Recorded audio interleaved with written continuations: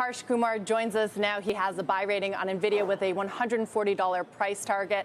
Harsh, maybe give us more of the medium to longer term view. I mean, it's hard to pick apart this quarter anything really, disappointing. But when you look out to 25 and 26, do you think that this demand is going to be sustainable? Yeah, thank you for having me on your show. We absolutely love the positioning for NVIDIA, and we think, we are telling people to buy the stock at the open on any kind of weakness and hold it for the long term. This is one of those unique companies that can have wings that basically take it for a pretty awesome growth rate through 25 into 26 and even beyond. The fact of the matter is that there's, Jensen says there's $1 trillion worth of old data centers that need to be converted to GPUs and a similar number of upcoming data centers. That's where your demand's coming from. In terms of the weakness last night, I was really surprised when the stock was down $8 or even $10 at a point in time. But I think those were concerns around the gross margin, like you guys were discussing in the program just before I came on. I don't think those are valid. You have to understand NVIDIA is ramping 4 brand new products simultaneously for high output. They've never done this before. These are new supply chain, new parts, and they're not ramping for cost efficiency just yet. They'll do that in 3 to 4 quarters and margins will settle out again. We think the law of large numbers will kick in. NVIDIA has been able to grow 100% plus for several quarters now. It's hard to grow when you're a 100 billion plus company at 100% a year. So I think that those numbers will come down, but the magnitude of those numbers will be still better than anything you can find anywhere in the hardware or software space. First and foremost, keep in mind that AI is not about a chip. According to Jensen Huang, the CEO of NVIDIA, artificial intelligence is all about infrastructure. Huang gave a presentation at Goldman Sachs' Communicopia Plus Technology Conference on September 11th. He talked about Taiwan Semiconductor, the Blackwell platform, NVIDIA's competitiveness, and other topics. After Huang's speech, NVIDIA's stock increased by more than 8%, marking a substantial comeback from the share decline that followed the company's Q2 results report in August. NVIDIA's fiscal second quarter earnings report was made public on August 28th. The company announced adjusted earnings of 68 cents per share for the quarter that ended on July 28th. This amount was more than double the amount from the previous year and exceeded the 64-cent analyst consensus expectation. Revenue surpassed expectations and totaled $30 billion, up 122% from the previous year's $28.7 billion. A week after the financial report, NVIDIA's shares dropped more than 15% as a result of investors' expectations for the company to see more substantial growth. According to Moore's law, a microchip's transistor count approximately doubles every 2 years, while costs remain low. Gordon Moore, a co-founder of Intel, first presented the idea in 1965, and it has since grown to be a crucial standard in the semiconductor sector. Huang now declared the end of Moore's law. Computation inflation is occurring. Huang stated that we must expedite all we can. Our goal is to densify that few, say 50, 100, or 200 megawatt data centers, which are currently spread out, into a very tiny data center. NVIDIA is addressing 2 key issues that will influence computing in the future. First, NVIDIA is advocating for the transition of data centers from CPU-based to GPU-accelerated computing, which is quicker and more effective when managing big data sets. Second, NVIDIA is emphasizing the development of generative AI, which lets computers learn from data rather than instructions. From pre-existing data, generative AI creates original text, pictures, audio, and video material. According to Huang, software engineers are no longer writing every line of code. And that's our future. Every software engineer would essentially have a digital engineer partner working with them around the clock. Given that the majority of NVIDIA's chips are produced in Asia, investors are concerned about potential geopolitical concerns that could negatively impact the company's revenue and delivery. Huang claimed that because NVIDIA has a sufficient amount of intellectual property, it can move to different vendors.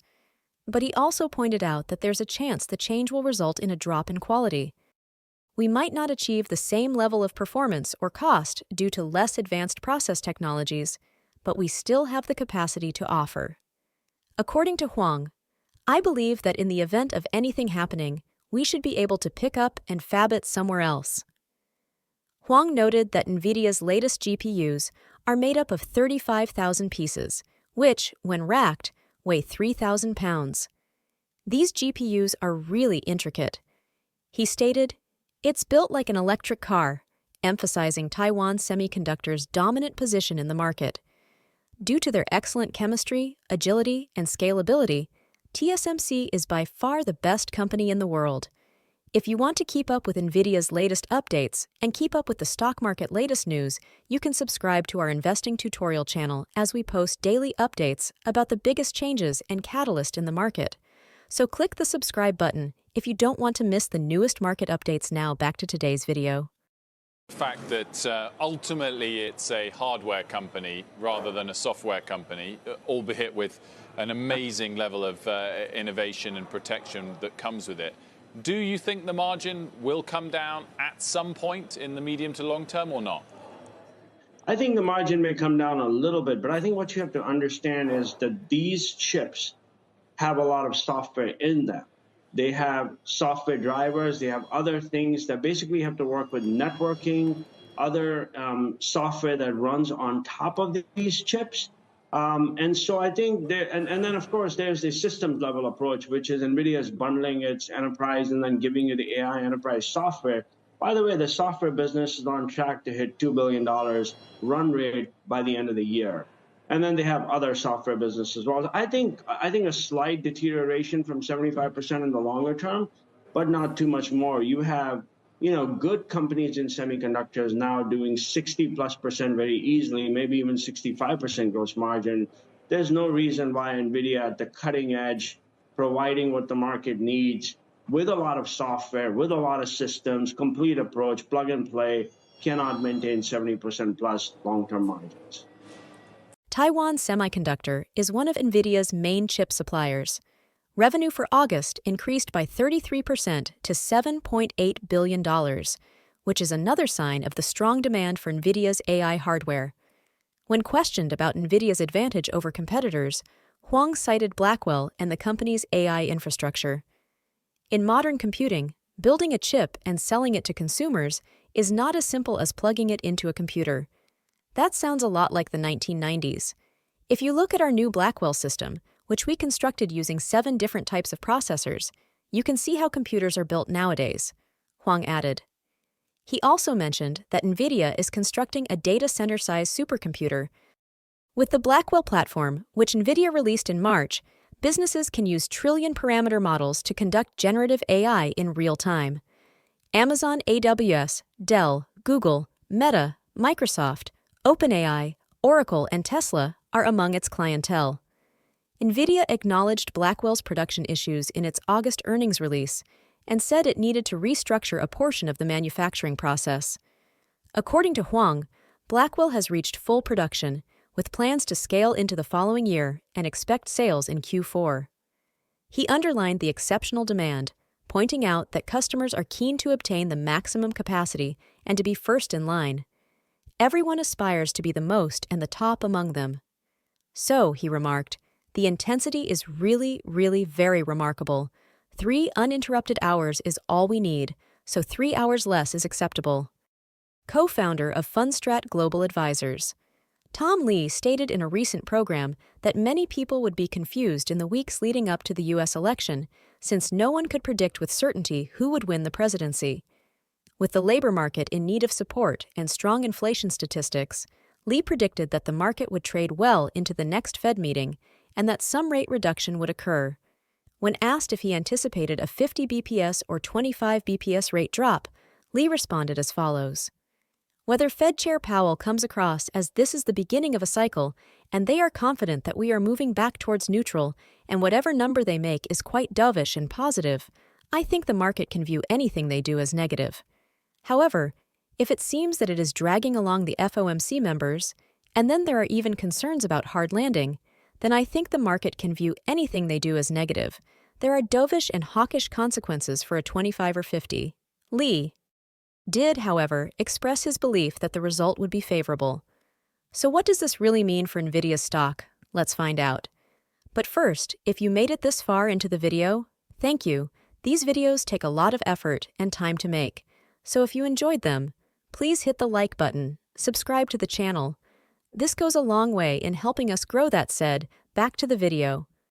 Harsh, there's some people who believe that the inference part of developing generative AI could change the stakes a little bit. There could be more competition in that space. What do you think? I mean, you need GPUs for the training, but as generative AI moves to more use cases and applications, do you think that NVIDIA is vulnerable at all to some of the competitors trying to fill that space?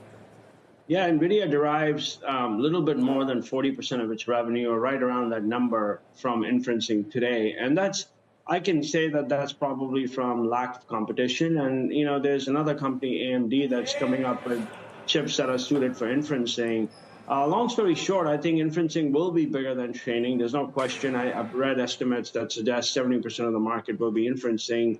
But NVIDIA is suited for both. The chips can be used for both training and inferencing, and they can do that just as well. Now, AMD brings, I think, a better value proposition, but they are lacking in performance at the system level, which is why they made the purchase of ZT Systems to bring that board level and that rack level performance up. But it'll take them a year and a half to do that. NVIDIA CEO Jensen Huang said that accelerated computing will eventually replace $1 trillion worth of general-purpose data centers during his speech at the Goldman Sachs Communacopia Plus Technology Conference.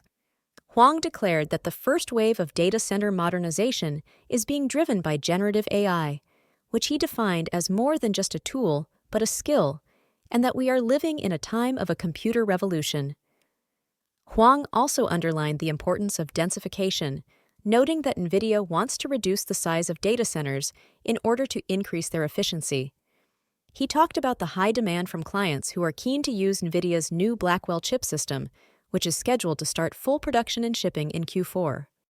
NVIDIA's losses following its most recent quarterly earnings were mostly anticipated given management-confirmed allegations of Blackwell delays. However, a modification to the Blackwell GPU mask was the primary cause of the delays. Analysts say that doesn't change the chip's primary functioning logic or design. Although Blackwell has been postponed for a few months, this does not alter NVIDIA's fundamental growth premise. As a result of the data center expansion and the AI wave, NVIDIA is expected to experience significant growth. During NVIDIA's GPU Technology Conference in March 2024, Jensen Huang, the CEO, projected that data center infrastructure spending will reach approximately $250 billion annually. Depending on how long this level of investment continues, this might come to a total of $1 trillion or $2 trillion over the following 10 years. Vivek Arya of Bank of America confirmed this estimate during the same Q&A session, estimating that the overall addressable market will be between $1 and $2 trillion, especially as more nations invest in their own AI infrastructure. Spending may reach the upper end of that range by the end of the decade. Naturally, NVIDIA won't control the whole $2 trillion market, as it will have to contend with rivals like AMD and in-house AI accelerators made by Google, Amazon, and even Apple. According to some forecasts, NVIDIA will lead the data center industry with a market share of over $950 billion between 2025 and 2029, less than half of the overall market. In its Q2 2024 investor letter, Ithaca U.S. Growth Strategy made the following statements about NVIDIA. NVIDIA leads the visual computing business by manufacturing graphics processing units, GPUs, with superior performance. The four sizable and expanding markets that the company focuses on are gaming, professional visualization, data centers, and automotive. Artificial intelligence, AI, machine learning, data center acceleration, and autonomous driving are some of the most interesting areas of computing where NVIDIA's technologies have the potential to lead and disrupt the industry. The stock gained value during the quarter for two reasons. First, it was buoyed by the intense anticipation surrounding the advancement of generative AI and the possibility that this would need the acquisition of numerous NVIDIA products well into the future.